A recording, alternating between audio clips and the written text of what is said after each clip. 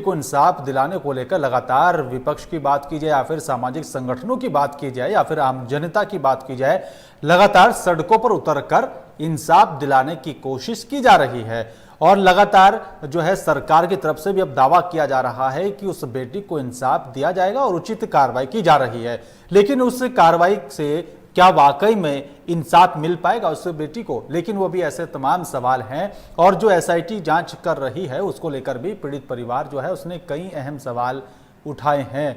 और अहम सवाल ये भी उठाए कि आखिरकार जिस तरह से जांच की जा रही है उसको लेकर भी अत्याचार किया जा रहा है।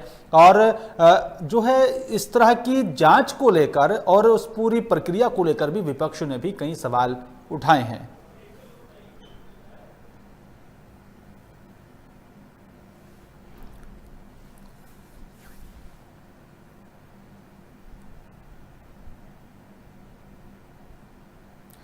और इसी खबर में बात करने के लिए मेरे साथ विजेंद्र सिंह, कांग्रेस प्रवक्ता, भी मेरे साथ जुड़ रहे हैं। विजेंद्र जी, आपको क्या लगता है कब तक इस बेटी को इंसाफ मिल पाएगा और क्या योगी सरकार के राज में बेटी को इंसाफ मिल पाएगा? क्या लगता है आपको?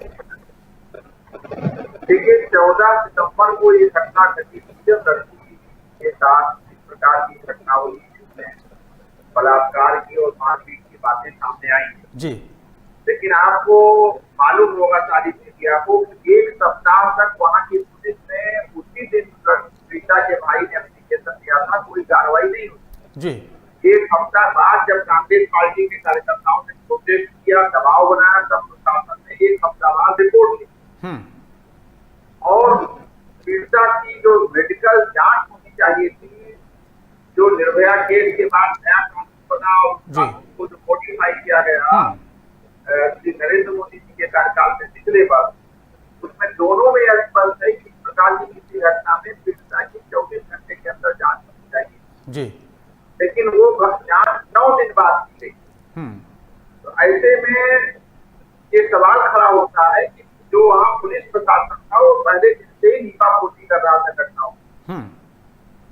फिर हमारे भारतीय सभ्यता में, संस्कृति में, खास करके हिंदू धर्म में जी किसी भी व्यक्ति का अंतिम संस्कार रात को करने की परंपरा नहीं है और बगैर परिवार वालों को शामिल किए हुए रात को 2:30 बजे पुलिस द्वारा जी पीड़िता का अंतिम संस्कार किया जाना इस बात का संकेत है कि प्रशासन उसमें कुछ छुपाना चाहता है, कुछ टीकापोती करना चाहता है।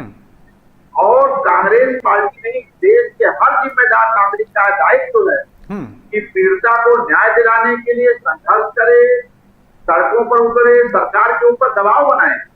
और ये दबाव का ही नतीजा है, राजनीतिक और खास करके मीडिया दोनों के दबाव का ही नतीजा है कि सरकार को झुकना पड़ा। और जो मीडिया को प्रतिबंधित किया गया था, वो मीडिया को आज सुबह वहां जाने की अनुमति प्रदान की। और आज कांग्रेस के हमारे आदरणीय नेता राहुल गांधी जी और उत्तर प्रदेश की प्रभारी राष्ट्रीय महासचिव आदरणीय प्रियंका गांधी जी हमारे सांसदों के एक दल के साथ वहां जाना चाहती हैं और उससे भरोसा है कि प्रशासन उनको वहां जाने की अनुमति देगा, क्योंकि भारतीय सभ्यता और संस्कृति में जब किसी के यहाँ कोई दुख होता है तो उसका दुख बांटने के लोग जाते हैं। वो तो बात ठीक है जी, बिल्कुल ठीक है। लेकिन विजेंद्र सिंह जी, सरकार के कुछ ऐसे नुमाइंदे हैं और मंत्री हैं जो ये आरोप लगा रहे हैं राहुल गांधी को लेकर, कह रहे हैं कि राहुल गांधी यहाँ पर सिर्फ और सिर्फ इस पूरे मामले को लेकर राजनीति कर रहे हैं और काफी संख्या में जो कार्यकर्ता जो वहां पर पहुंचने की राहुल गांधी के साथ कोशिश कर रहे हैं वो झंडे दिखा रहे हैं कांग्रेस पार्टी के। तो इस पर सिर्फ राजनीति हो रही है राहुल गांधी की तरफ से। इस तरह के भी आरोप जो है वो सत्ता पक्ष की तरफ से लगाए जा रहे हैं, उस पर क्या कहेंगे आप? देखिए, सत्ता पक्ष के लोग तो अहंकार के उसमें चूर है, वो तो विपक्ष की आवाज को खत्म कर देना चाहते हैं। आप देखिए कि किस प्रकार लखनऊ, बनारस, मुरादाबाद, बरेली, इलाहाबाद, गोरखपुर में किस प्रकार के बर्बर लाठीचार्ज किया जा रहा है विपक्ष के कार्यकर्ताओं के ऊपर। ऐसा लोकतंत्र में कभी हुआ नहीं। आपको याद होगा डॉक्टर मनमोहन सिंह प्रधानमंत्री थे, निर्भया केस हुआ था, पूरा देश सड़कों पर उतर आया था। क्या किसी को लाठियों से पीटा गया? जब कोई इस प्रकार की घटना होती है जो सामान्य घटना ना हो, तो पूरा देश उद्वेलित होता है और सड़कों पर आता है, जिसमें कुछ भी असंगत नहीं है। लोकतंत्र की ये खूबी है और इसी खूबी से लोकतंत्र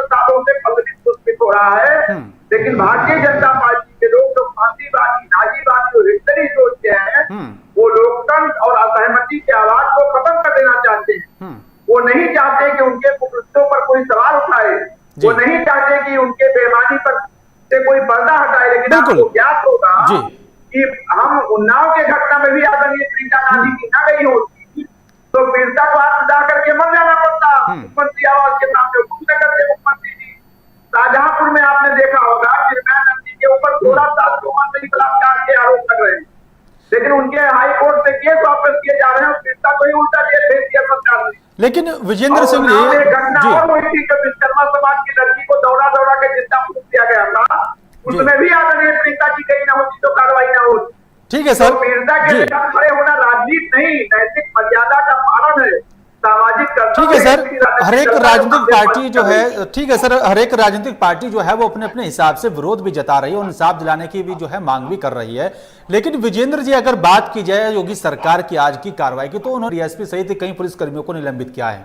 क्या ये कार्रवाई से इंसाफ मिल पाएगा उस बेटी को जो आज हम सबके बीच में है? इंसाफ मिल पाएगा नहीं मिल पाएगा ये बात की बात है। हम लोग वहां अभी ये सुनिश्चित करने जा रहे हैं कि पीड़ित परिवार जिसने अपनी बेटी खोई है, जो बेटी का अपने अंतिम समय दर्शन नहीं कर पाया है, दुखी है, उसका दुख बांटा जाए, उसको एहसास कराया जाए कि समूचा भारतवर्ष आपके दुख में सचित है, आपके न्याय के लिए संघर्ष कर रहा है, सड़कों पर है। और विपक्ष के दबाव का नतीजा ही है कि इस प्रकार की घटना हुई। नहीं तो इस प्रकार आप देखिए 7 घटनाएं उत्तर प्रदेश में इस समय हुई हमारे सर, ये तो लगातार बढ़ते जा रहे हैं मामलों जी। लेकिन आखिरकार सर अगर बात जी कार्रवाई कहाँ कर रही है जी सर, अंतिम दर्शन भी उस पीड़ित परिवार को नहीं हुए उस बेटी के, तो उसका जिम्मेदार कौन है? प्रशासन है या फिर सीधा सरकार को मानते हैं आप? देखिए प्रशासन सरकार का ही होता है, सरकार के इच्छा के अनुरूप ही प्रशासन ने वहां काम किया होगा। कोई किसी प्रशासन की डीएम एसपी की हैसियत है कि बगैर मुख्यमंत्री की इच्छा के वो अंतिम संस्कार अपने मनमानी कर लेता। अगर उनके प्रशासन का इकबाल होता है और वो इकबाल मुख्यमंत्री के नैतिक बल से चलता है, तो हमारे मुख्यमंत्री जी के अंदर नैतिक बल नहीं है, वो डरपोक है, कायर है और आतताई बर्बर है। इसीलिए उन्होंने और हिंदू धर्म के विरोधी है, इसीलिए हमारे हिंदू धर्म की मान्यताओं को तार किया है। रात को 2:30 बजे एक लड़की को पुरुषों ने बगैर उसकी जो अंतिम संस्कार में कुछ विधियां होती है उसको पालन कराए बगैर पेट्रोल डाल के फूंक दिया। ये शर्मनाक घटना है। सर वजह क्या मानते हैं आप? आखिरकार बिल्कुल माफ नहीं किया जा सकता मुख्यमंत्री विजेंद्र जी, लेकिन आप वजह क्या मानते हो? आखिरकार इतनी जल्दबाजी क्यों की गई अंतिम संस्कार करने में? आपको क्या लगता है? क्योंकि सरकार कुछ छिपाना चाहती थी। यहाँ तो तमाम लोग ये भी कहते हैं कि वो पीड़िता के ही शव जलाया गया है, किसी दूसरे का शव जला दिया गया, क्योंकि इस प्रकार के सवाल उठेंगे। क्या कौन सा ऐसा एक पीड़िता का क्या अपराध था कि उसका माँ बाप उसका दर्शन न कर सके? वो कोई अपराधी थी, कोई क्रिमिनल हिस्ट्री थी क्या?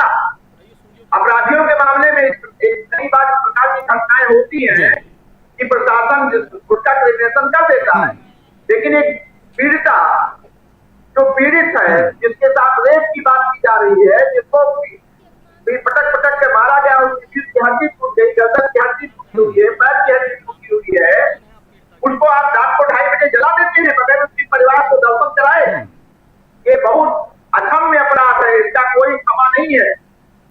बिल्कुल, लेकिन सर अगर बात की जाए तो एक तरफ तो यहाँ पर पीड़ित परिवार का जो पीड़ित परिवार है वो लगातार इंसाफ की मांग कर रहा है, दूसरी तरफ घेराबंदी कर दी जाती है, पुलिस प्रशासन को मुस्तैद कर दिया जाता है कि जिस तरह से मीडिया की पाबंदी कर दी है, मीडिया पर पाबंदी लगा दी गई यहाँ पर, लेकिन उसके बाद कोई भी विपक्ष का नेता पीड़ित परिवार से बातचीत नहीं कर सकता था। तो सरकार इस तरह की घेराबंदी क्यों कर रही है? आखिरकार सरकार चाहती क्या है? क्या सरकार को इस बात का डर है कि जो पीड़ित परिवार है वो कुछ अपराधियों को बचाने की है? आप देखे होंगे कि जिस समय वो मीडिया को ब्लैक कर रहे थे, रोक रहे थे, जिस समय वो विपक्ष को नहीं जाने दे रहे थे, ठीक उसी समय उस गांव में 1000 आदमियों की मीटिंग कराई गई। जो अपराधी लड़के हैं जिनके ऊपर आरोप है लड़की को पीटने या तथाकथित बलात्कार के जो आरोप लग रहे हैं, उनकी मीटिंग कराई जाती है और वो लोग पूरा मेमोरेंडम पास करके सरकार को देते हैं, उनको नहीं रोका गया। तो इसलिए सरकार की पूरी नीयत पर सवाल खड़ा होता है। और जो कार्रवाई भी की गई है, दिया जिसने लात मारा, जिसने जलील किया पीड़िता के परिवार को, उसको नहीं हटाया गया। तो सलेक्टिव लोगों को भी सुविधाजनक रूप से कार्रवाई करना ये इस बात का संकेत है कि इसमें पूरी तरीके से पक्षपात है, इसमें कोई न्याय की गुंजाइश नहीं दिखाई पड़ रही। बिल्कुल, लेकिन विजेंद्र जी, जिस तरह से सोशल मीडिया पर डीएम का भी एक वीडियो वायरल हुआ था जो पीड़ित परिवार से बातचीत कर रहे थे, और जो आज कार्रवाई की गई है सरकार की तरफ से, तो फिर डीएम पर इतना मेहरबान क्यों, उनके खिलाफ कोई कार्रवाई वही क्यों तो नहीं? यही सवाल विपक्ष उठा रहा है, जी। सबसे और मीडिया भी उठा रहा है कि डीएम साहब को क्यों बचाया जा रहा है। क्योंकि डीएम साहब को एक टारगेट दिया गया है, उनको डरा धमका करके ये समझाने का कि वो सरकार के पक्ष में बोलने लगे परिवार के लोग, तो वो शायद उसमें कामयाब हो रहे होंगे अपनी कोशिशों में। तो ये षड्यंत्र है, डीएम को सबसे पहले हटाना चाहिए वहां। तो सर, अगर इस तरह से प्रशासन की तरफ से तानाशाही चलती रहेगी तो फिर एक गरीब परिवार हो या फिर जो पीड़ित परिवार, उनको इंसाफ कैसे मिलेगा सर? कहां पहुंचेंगे वो? कौन सुनवाई करेगा सर उनकी?